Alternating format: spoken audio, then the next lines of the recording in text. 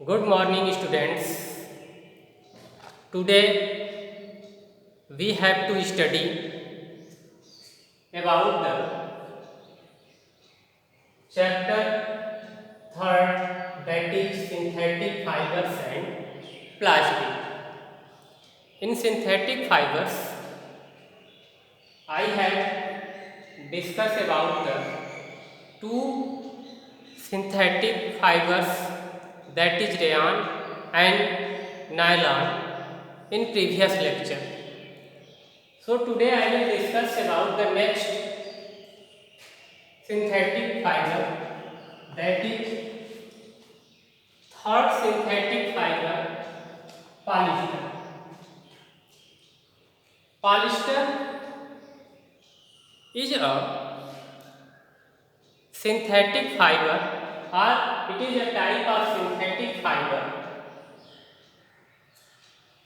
Actually, polyester is a general name of synthetic fibres. General name का मतलब कि यह एक सामान्य नेम है सिंथेटिक फाइबर्स का, which contain many ester group, which contain many ester groups and ester is a chemical compound. Ester is a chemical compound which is used in preparation of polyester, and polyester is made up of repeating units of chemical called ester।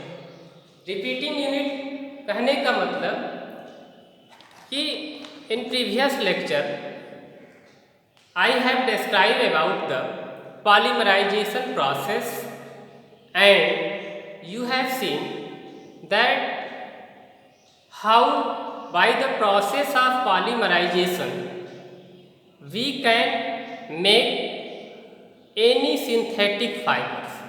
In polymerization you know that smaller unit or small units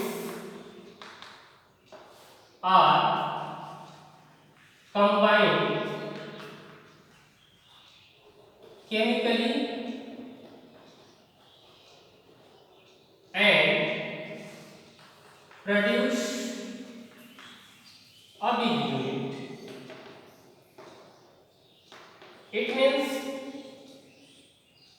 अगर आपको ester से polyester बनाने की need है तो repeating unit का मतलब कि बहुत सारे यूनिट्स क्या करेंगे, मिल करके एक बिग यूनिट बनाएंगे। जैसे आप नेकलेस का एग्जांपल जानते हैं या फिर गारलैंड का। जैसे नेकलेस के केस में अगर सपोज दैट आप कोई गारलैंड बनाना चाहते हैं किसी फ्लावर से, तो एक अगर फ्लावर आपने लिया तो ये फ्लावर जो है एक यूनिट को रिप्रेजेंट करता है। ये सिंगल जो फ्लावर होगा आपका एक सिंगल यूनिट को रिप्रेजेंट करता है। अगर सपोज दैट आपको 100 फ्लावर का गारलैंड या फिर नेकलेस बनाना है तो इस तरह से हम 100 यूनिट्स को एक एक करके ऐड करेंगे। तो ये जो प्रोसेस होता है किसी भी सिंथेटिक फाइबर्स को बनाने के लिए, ये पॉलीमराइजेशन होता है जिसमें small units, many small units are combined chemically to form a big unit. Means we can say polymerization is a process in which small units are combined chemically and form a big unit। So just like polymerization in preparation of polyester fiber, polyester is made up of repeating units of chemicals called ester। मतलब ester के जो compounds होंगे उनको उनकी जो units होगी repeating units means small unit को add करके हम पॉलिएस्टर को बनाएंगे। अब इसका एग्जाम्पल जो है सबसे बेस्ट एग्जाम्पल है या फिर मोस्ट पॉपुलर जो एग्जाम्पल है आपका terylene. Terylene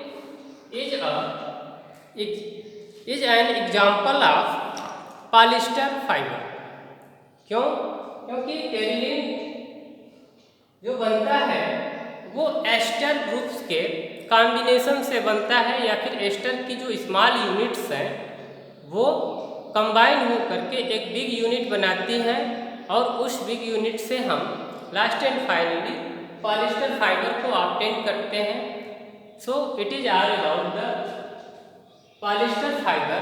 now I will discuss about the uses of polyester.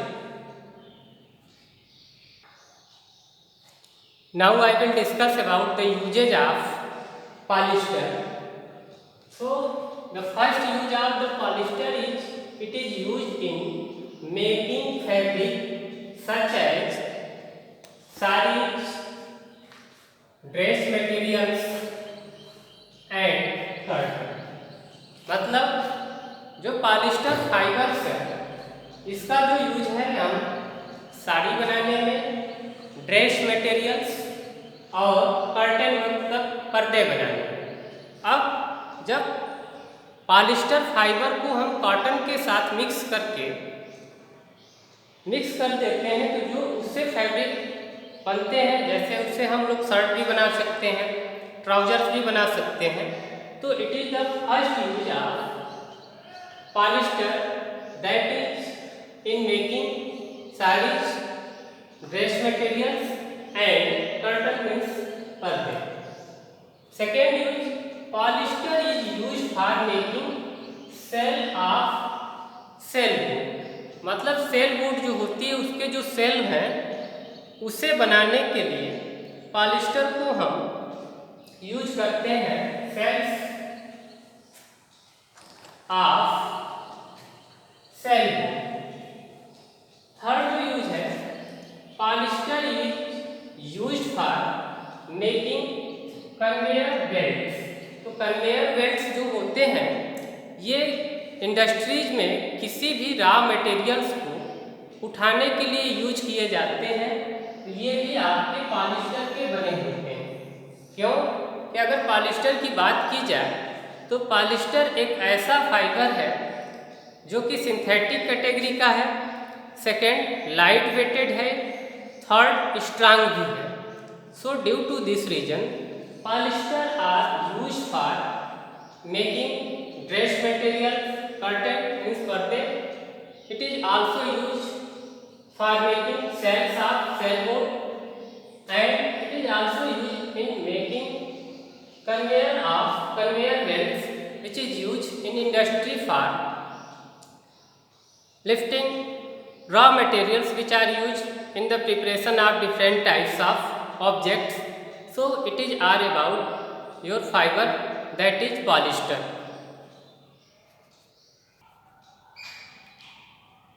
The next type of synthetic fiber that is acrylic fiber. So acrylic fiber is a type of synthetic fiber, means it is also a synthetic fiber. Second, acrylic fibers are made from a chemical called acrylonitrile।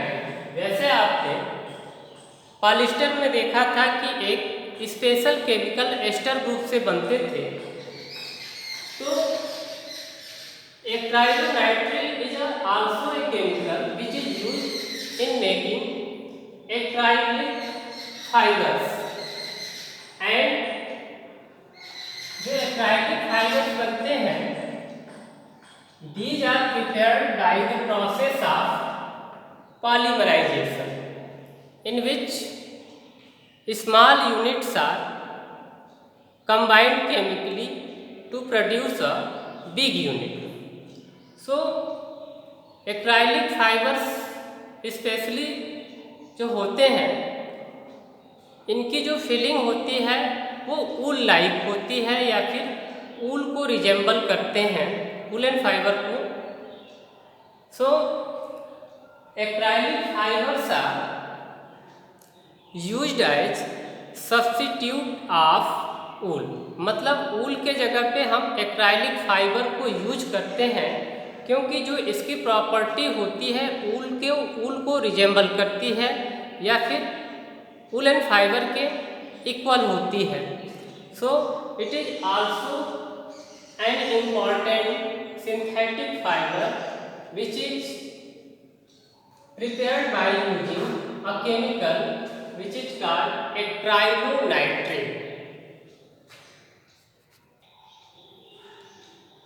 Now I will discuss about the characteristics of synthetic fibers. Means synthetic fibers की characteristics क्या होती है। Polyester fibre में एक चीज escape कर गई थी।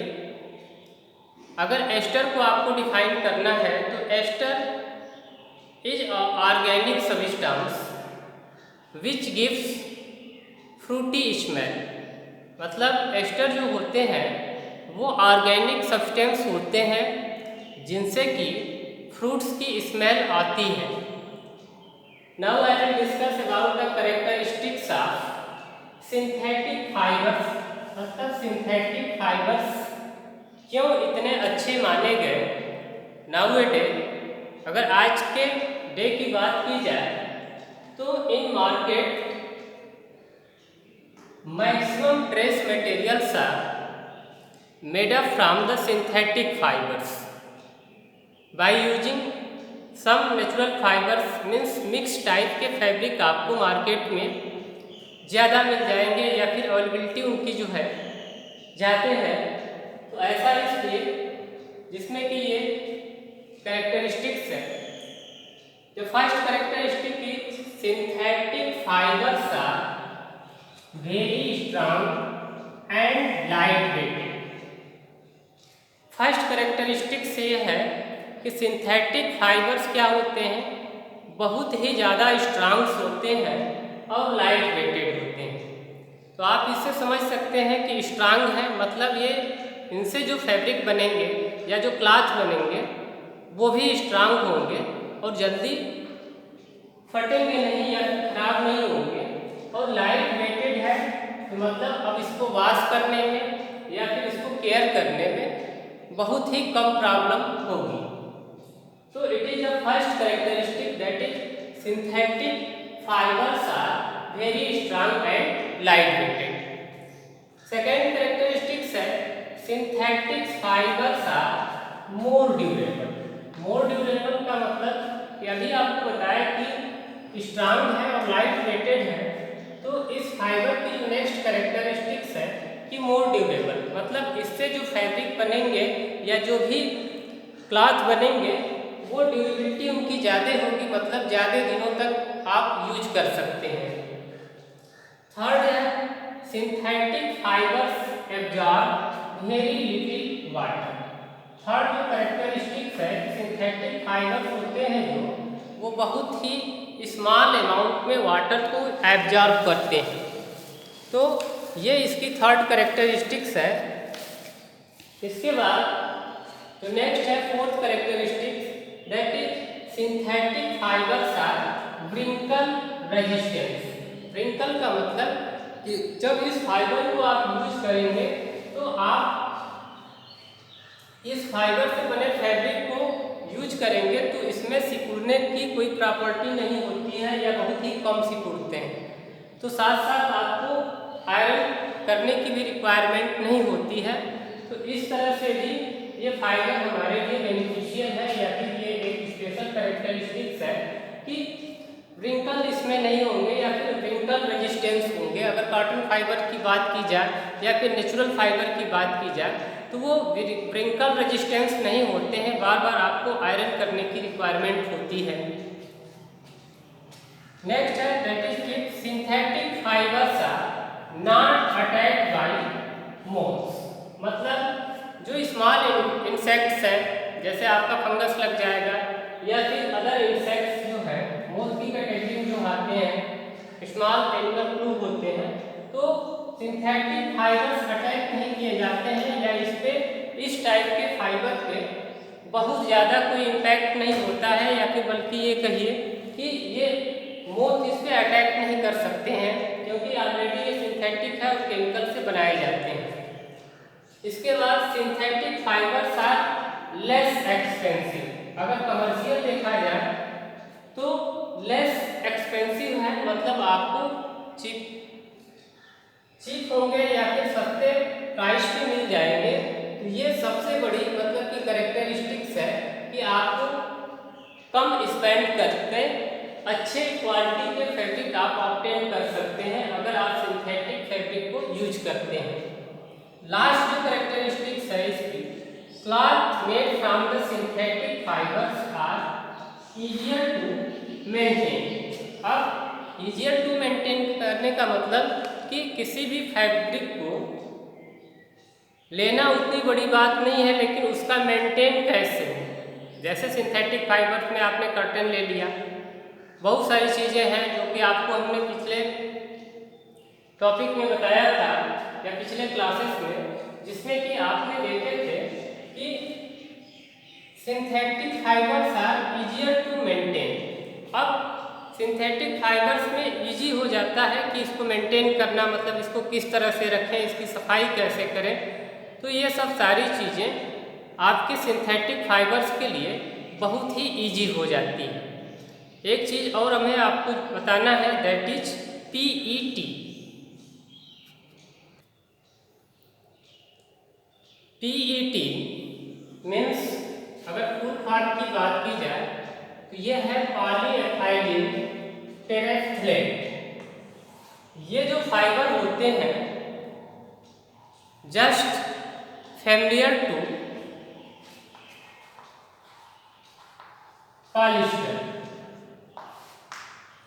तो पीईटी कैटेगरी के जो फाइबर होते हैं ये बिल्कुल आपके पॉलिस्टर से मिलते जुलते हैं या फिर पॉलिस्टर को रिजेंबल करते हैं या फिर प्लास्टिक्स को भी। सो it is the most important substitute of glass, क्योंकि ग्लास जो है एक नेचुरल मटेरियल है और glass is a super cold liquid. तो जब से पीईटी एक सिंथेटिक फाइबर इन पॉलीइथिलीन टेरेफ्थलेट को डिस्कवरी हुई, तो एक तो ये जान लीजिए कि इस फाइबर में सबसे अच्छी कैरेक्टरिस्टिक्स ये होती है कि ये लाइट वेटेड होंगे और second light weighted with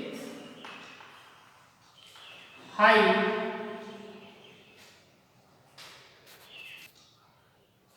light weighted तो है विथ हाई ट्रांसपेरेंसी। सो एक तो आपने देखा कि जो पीईटी है वो लाइट वेटेड होगा, सेकेंड हाईली ट्रांसपेरेंसी होती है, मतलब बहुत ज़्यादा ही ट्रांसपेरेंट होते हैं। तो nowadays due to this property PET is used in making bottles,